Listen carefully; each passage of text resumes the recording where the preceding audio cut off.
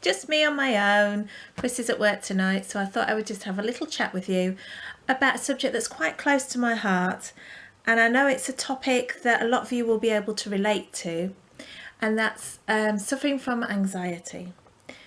But I didn't want it to just be me going on and on about my experiences and my anxieties.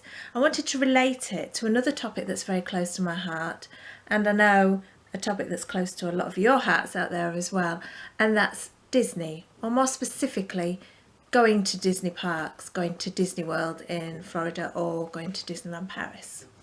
Now, before I start talking about anxiety, I just want to say I do know that there's a wide range of anxiety causes and symptoms out there. No two people will suffer the same kind of anxiety. I've suffered from anxiety all my adult life, and looking back, even in childhood, I was a very anxious child. I used to worry a lot. I'd worry about going places or being in certain situations, just very nervous and anxious. But this was in the 70s and 80s, and back then you didn't really talk about things like that. You didn't talk about mental health issues the way that you can do today.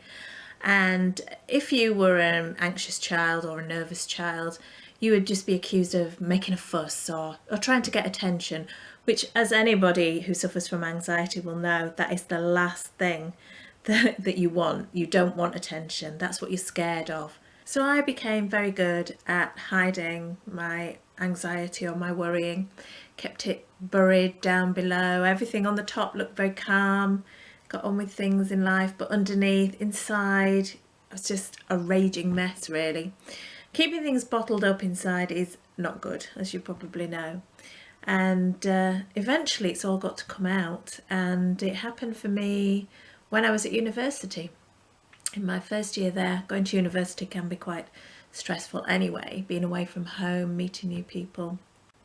And so when I was in my first year at university, I had my first serious panic attack, and I just didn't know what was going on.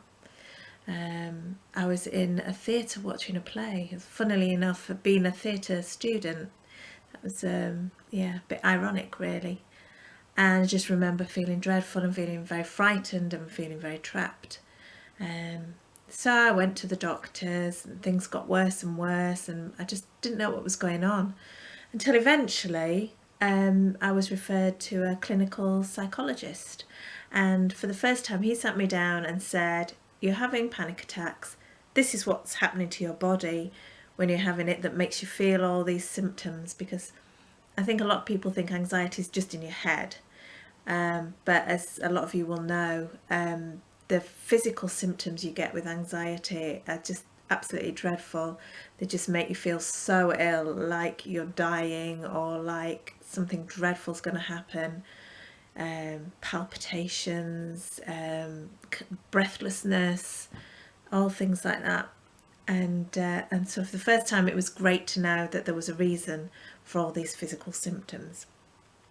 And then you just have to get on with the everyday life of living with something like that, really. It's always there, it's always bubbling away underneath. Most of the time, touch wood, I can cope and I have pretty normal life. Like I say, it's always there in the back of your mind, just waiting to rear its ugly head again. And then there are times when it will overwhelm you and you don't feel like you can go out, you can't go to work, you can't get out of bed in the morning. And those are pretty dreadful times, especially when it's quite often you have a big dollop of depression thrown in as well as the anxiety. And it just makes life really difficult and impossible to live a normal life. When I have those bad times, I just try and tell myself it will get better. You've got better before, it will happen again. It's not always easy though. The reason why I decided to make this video was that I was in Disneyland Paris just about 3 weeks ago now, not long ago, and we'd gone to queue up for Pinocchio, and it said at the beginning of the ride it was a 15-minute wait, so we thought, right, we'll go for it, that's not too bad. But it was one of those Disney queue times where you find it's actually a lot longer than the wait that it says on the outside. and it was one of those really wiggly lines waiting where you go backwards and forwards, and I just remember being stuck in the middle of this very long, very slow moving line and just thinking, well, there were some times in my life I wouldn't even believe that I could cope with being in a line this long and this slow, not being able to escape, not being able to get out, completely surrounded by people.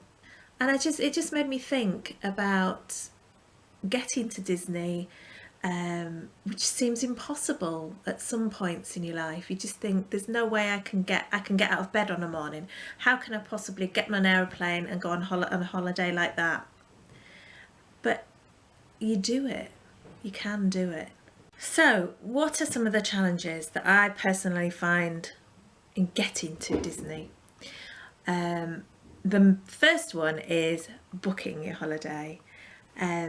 It can be quite complicated and tricky booking a holiday to Disney, especially Walt Disney World in Florida. There's a lot of things you have to do. When you suffer from anxiety, you sometimes get forgetful, or you worry you haven't remembered to do everything, or you have trouble getting organised. And so getting a trip booked with the hotel and the flights and the taxis is really quite tricky. So that's the first challenge I find when going to Disney. Second one is the big one. It's getting there. Traveling I always find quite tricky. It's exciting, but it's scary at the same time. I hate flying. I hate flying so much. I hate heights. The time I ever went to Disney World, it was in 2006, and it was with my then partner and his family and my 2 daughters. And it was just after the whole shoe bombing thing. And so we had about an 8-hour or 10-hour delay at Manchester Airport because security was being ramped up. So we got there, we were expecting to fly about 10:30 in the morning, and instead I think we flew about 6:30, 7:30 in the evening. And I'd never been to Disney World at that point, and I was thinking, no holiday can be worth this much stress. Been stuck in an airport all day, not sure what was going on, all this, you know, fear of being blown up by somebody's shoe. Of course, when I got there, it was totally worth it, but I just remember that was I think it would have been a stressful time for anybody, let alone somebody who suffers from anxiety. Another thing, when you get to Walt Disney World, there's a lot of queuing going on. There are crowds, there are a lot of people. It's very, very busy. And that can be quite challenging because that's one thing you really don't like when you suffer from anxiety, is a lot of people hanging around. Also, one thing to consider when you go to Disney World in Florida is the heat. You've never known anything like it in this country, that's for sure. It is so hot and so humid. It can be quite overwhelming. Another thing to consider is how tired you might get. You do a lot of walking, sometimes you get up quite early in the morning and you're out the door ready to go and have a lot of fun. It's very easy to get fatigued, especially with the combination of that hot and humid heat going on as well. Another thing I sometimes find tricky in a Disney park is people. Now that sounds really awful. 95% of the time people are amazing and lovely and friendly. But sometimes when they're getting hot and when they're queuing and they're getting tired, people can be quite mean or even aggressive sometimes. We were in Disneyland Paris recently. We were literally knocked out of the way by this woman and her family who were desperate to get on the ride a few milliseconds before we did. Just dragging these crying children by the hand. Come on, we've got to do it. People just turn into crazy people in Disney sometimes. It is quite scary. It was quite funny though, because by the time we got to the front of the queue, they were looking for a party of 2 to go straight on the ride, and so we actually got in before them. So it just doesn't pay sometimes to rush and push people out of the way. Love the shows that Disney do. I love Festival of the Lion King, Finding Nemo, Little Mermaid show, all those, love them. But I personally find it quite challenging to be sitting in the middle of a very busy, full theatre, feeling like there's no way out. Obviously, I don't want to miss out on doing those things, so I do it, but I always like to have an aisle seat if possible, so I can at least feel like I can escape if I need. So strategies for coping with all these various things. Everybody's different, everybody's got different coping strategies. Try and be prepared. It's probably relating to planning. Try and be prepared, but don't over plan. Don't feel that you have to plan every little detail, because then if things go wrong, it becomes a big deal, and it really shouldn't be a big deal. So be prepared, but don't over plan. Go with the flow. Just try not to let things upset you, the little things. Just go with the flow and just see what happens. Be prepared for the unexpected every day. Don't think that you have to be rigid in what you're going to do and how you're going to feel about it. One strategy that's really good for people with anxiety is distracting yourself from what your internal voice is saying to you. And so have a look around. I mean, Disney's amazing for that. The queue areas are fantastic. The you know, just everywhere you look, there's something interesting to look at. So Disney is a great place for that. Don't sweat the small stuff. That's easier said than done for anybody. If things go wrong, and they will on a Disney holiday, the smallest things might go wrong, something that you feel is a catastrophe, just try and shrug it off and then get on with the next thing. Don't dwell on it. Don't say, oh, but it would have been better if this had not happened or this had happened. Don't put yourself under too much pressure to have a good time. Just let it happen. I think sometimes we're so fixated thinking, we spent so much money on this holiday, there's other people here that I want to make sure they have a good time, I need to have a good time, I need to have a good time. The more you pressure yourself into having a good time, the less likely you will have a good time. So just try and let it happen naturally. Very important point, be good to yourself, look after yourself, get plenty of rest. Now I know we've talked about those early mornings and sometimes we stay up late. Go for a break midday when it's really hot. Go back to the hotel, put your feet up for a while in the air conditioning and just have a break and just breathe and look at your photos or just catch up with emails or something like that. Watch some telly, just really have a nice little rest.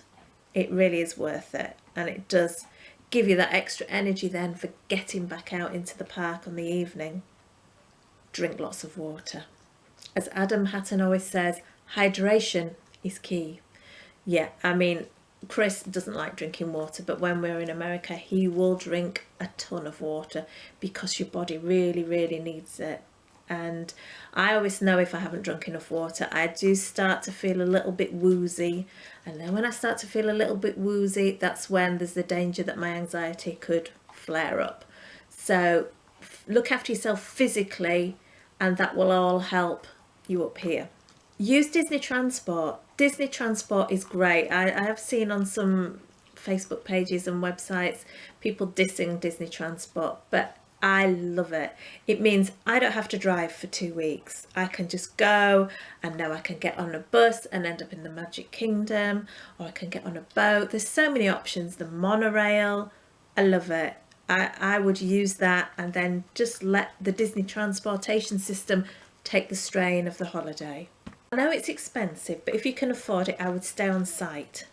There are so many advantages to staying on Disney property, and it just puts you in this little protective bubble that really makes you feel like everything's all right, you're safe, you're in Disney, and everything's going to be that much easier because you're staying in a Disney resort. It's also a really immersive experience when you stay in a Disney resort. The theming is wonderful, just adds to the magic. I'm very lucky because I travel with someone who is very understanding about my anxiety, and he basically just lets me set the pace and do what I need to do to make me feel comfortable, and that is absolutely priceless. One thing I would say is to be aware when you come back home of the post-Disney blues. I always think I'm prepared for it every time, but then it always hits me quite hard. You spend a lot of time planning and organising and booking things for your Disney holiday, and then you come back home and it's just like, oh, that's it, it's finished. And for somebody who suffers from anxiety or depression or both, that can be quite a big dip. What Chris and I have started doing now is we try and book something for like a week or so after we get back, just like a night away or something, or a meal out, or just plan something that we can look forward to. Hello, Jeff. You all right? Just talking. Is that okay? Being at Disney is like being in another world. So I don't want you to think that you can't enjoy a Disney holiday because of all the challenges that you face in your normal everyday life. Disney is actually perfect for people who suffer from anxiety because it gives you a break from that everyday ordinary existence. You can go and live in a world where it's okay to let your imagination run wild for once. Like I say, we're all different. These are just my personal experiences.